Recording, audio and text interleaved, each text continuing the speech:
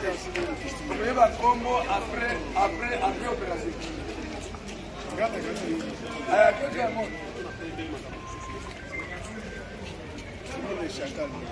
Vous avez vu ça, vous venez pour une opération pleine.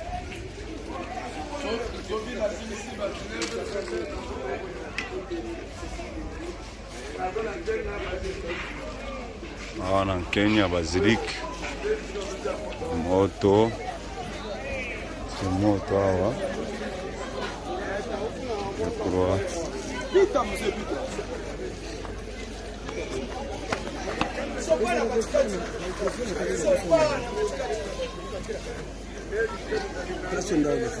Pardon. On est habitué, mais un problème est dans la basilique.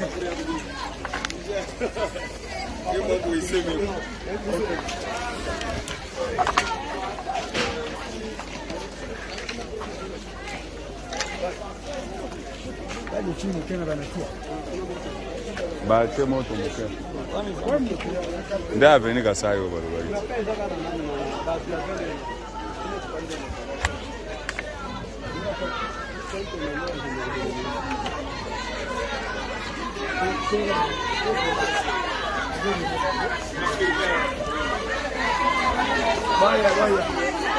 Unasema je? Mkuye.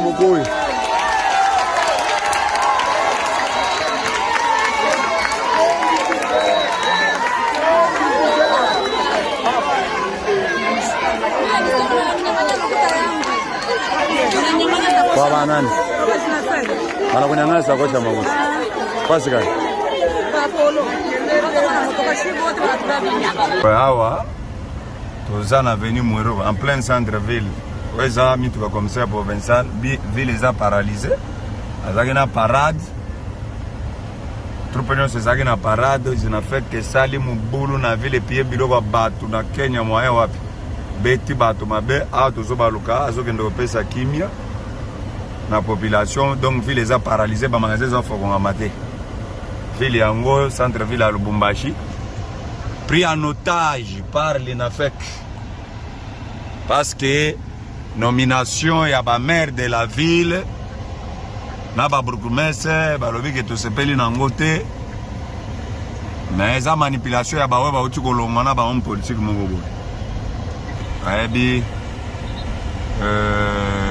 bozomona ville eza paralysée nayebi totalement au à sala musala na ville, donc la police est côté ils ont payé kimia, police est côté ils ont payé kimia, mon ville les a paralysés, magasin ne se sont refondés matin, ville les a paralysés à l'insécurité, avec besoin mon année population est élevée, donc musala les a télé l'eau, donc pourquoi il n'a fait qu'à boy.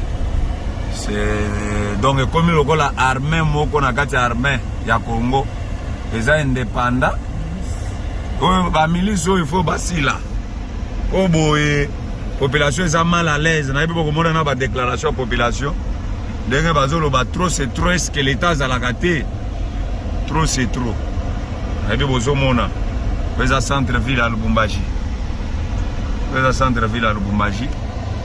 na bibo zomona ngo bozomona magasin nyonso za okanga musala eza te na fait ka ville en otage.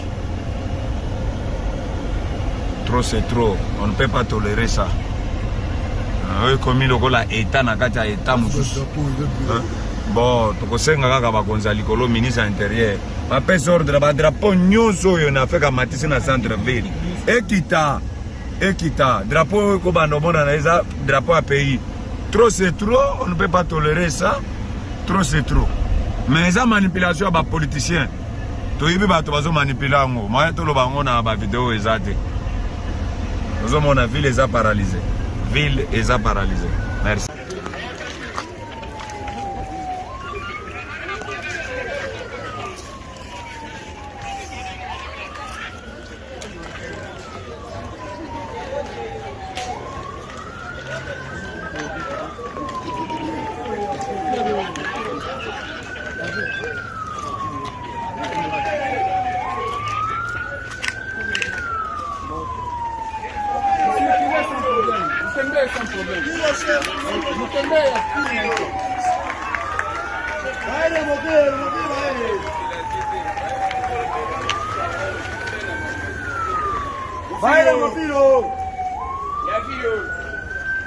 Population zangi kosala musala bamosusu baliaka par jour tala ndenge bamama bavandi bateki te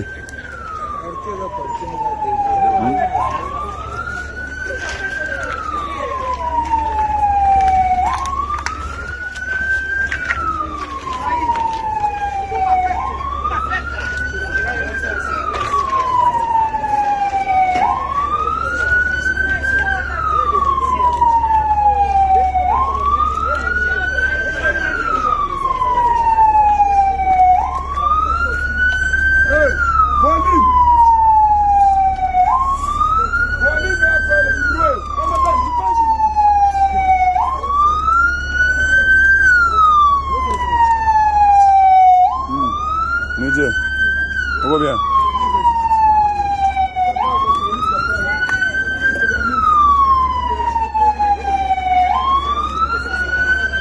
Honorable. Ouais. Ah, la monnaie.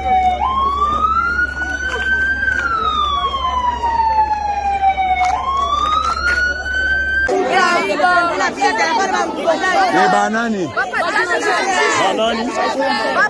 Aweza na Kenya na pesa ina population boy balobe basiliso mayele bakaina aweza population so boy alobi l'etat sala musala na yeye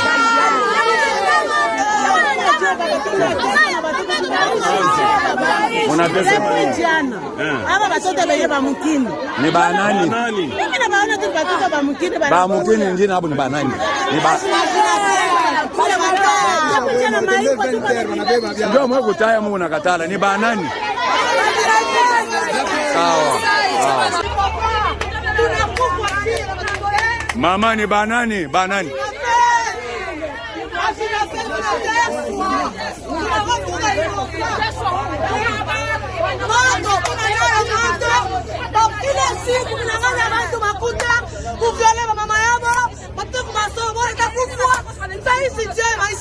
mena bale bana feka wewe unekala wapi atuyuka mnekala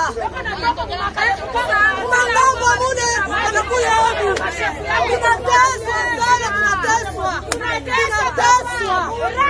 kutukua murai mune sababu murai donc amuna amutumike tena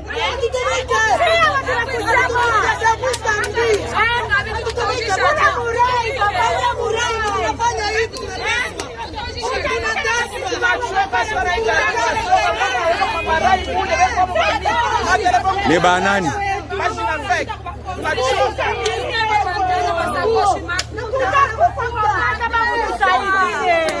sava habari itafika Mungu na nimerona wala polisi pale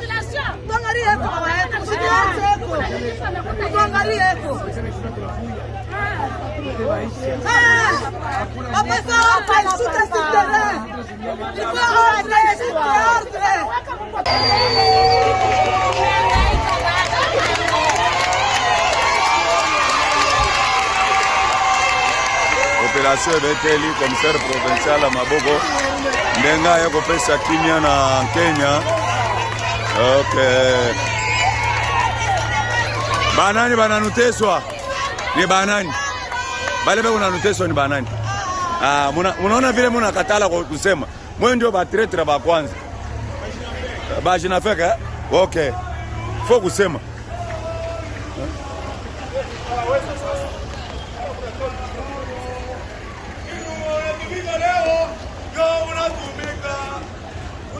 Oyoke somoni lo na ibisa kyo.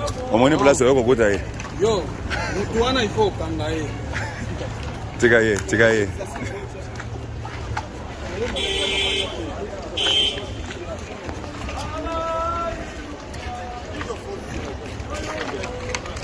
Kenya.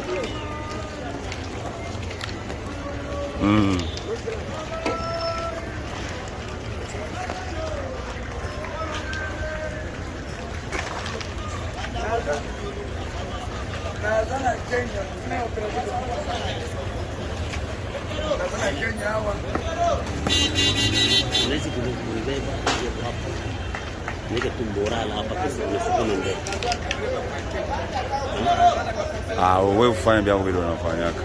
Mimi hivi nikisha sana Lombe. Ule unaongea na ndio anaona.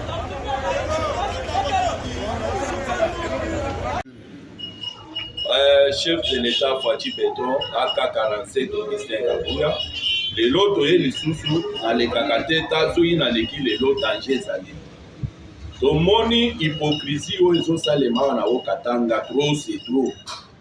Gouverneur ya province Jacques Yabula Kato na monsieur le ministre provincial Eric Muta bango nde bazali à la base ya sabotage oyo ezosalema wana Katanga. Comment expliquer inspecteur provincial à la police azoluka sala musala na ye ndenge sengeli mais ministre provincial azotelemela ye azotinda bajene na ye batakaka ye bafingaka ye de côté mosusu bolobi boza na union sacrée bozwa kuye chef de l'état boza na union sacrée mais sabotage chaque jour oyo eleki trop c'est trop soki biso idps tovandi kimia toza eza signe ya faiblesse te. Na 2011 bozalaka na Kabila totelemela bino kozala eloko te.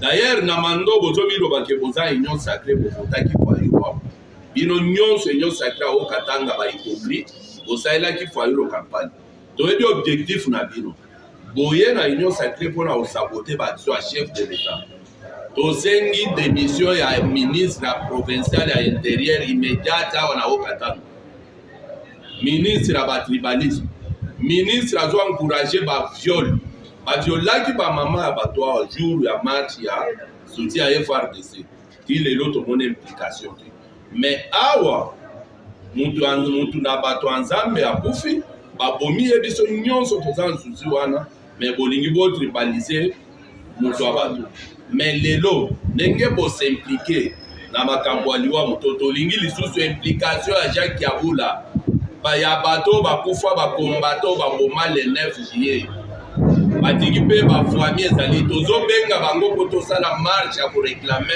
implication ya gouvernement provincial na liwa na bango bana na bango bazolala libanda eza biso tokomaki bango te boyebi bato bakomaki bango trop c'est trop bajina fek bolobi boza union sacrée boza balie bopuse biso te tozilika toza faible te toza bana mibali neti ministre provincial ya intérieur awa azali à la base ya makambo nyonso oyo ngai nalobi ye noir sur blanc na président assemblée provinciale botika tribalisme ka bosimplike mpona kobanda koatake bamotare mpo boyebi ke majorité ya bamotare ezali base ya idps na mese nazem atelemi mpe na assemblée aloba.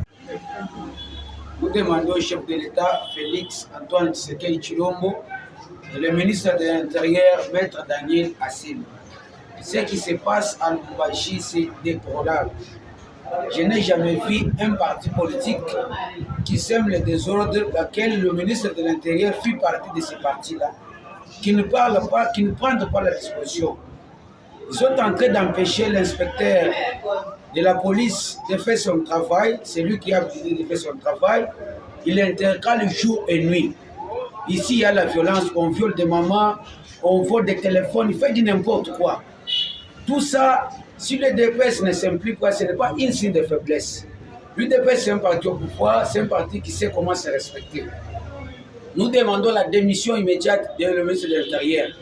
Et le gouverneur de province, c'est lui le numéro 1 qui est censé de protéger le pouvoir de Tshisekedi dans la province du Haut-Katanga. Mais nous constatons qu'il y a un silence total aujourd'hui. Il voulait tribaliser les choses d'un prophète qui vient d'être tué au niveau des Kapola Méchitique et c'est le motard. N'oubliez pas que les motards ici, le moto, c'est leur travail. Mais ce sont des peuples congolais, le peuple sacré à qui Dieu a créé. Il est en train d'être enlevé, tué. Ces gens ici, ce sont des responsables qui ont des femmes et des enfants. Aujourd'hui, Félix, c'est ce qui se passe à Lubumbashi. Il faut jeter beaucoup des ailes ici.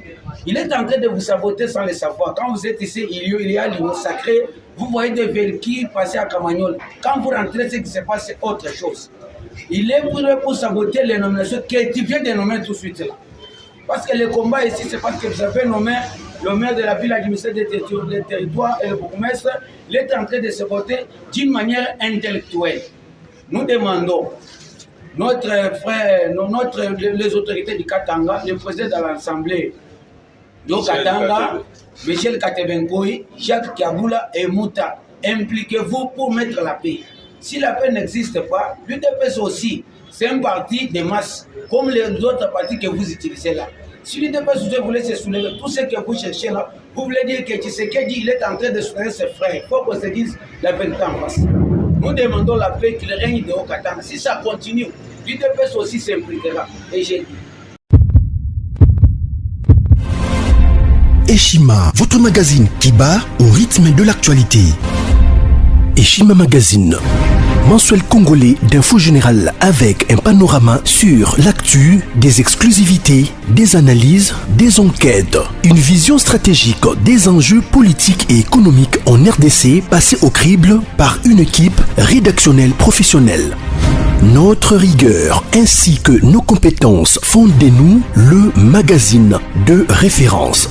Entreprises, institutions, personnalités, pour booster vos ventes ou votre notoriété, profitez de notre expertise en communication et marketing en nous confiant votre image afin de la transformer en une identité forte grâce à un accompagnement sur mesure et un suivi personnalisé. Contact 085 113 44 44. 085 113 44 44 085 113 44 44. Eshima Magazine, Yabana Mbuka. Eshima Magazine, un nouveau standard d'information.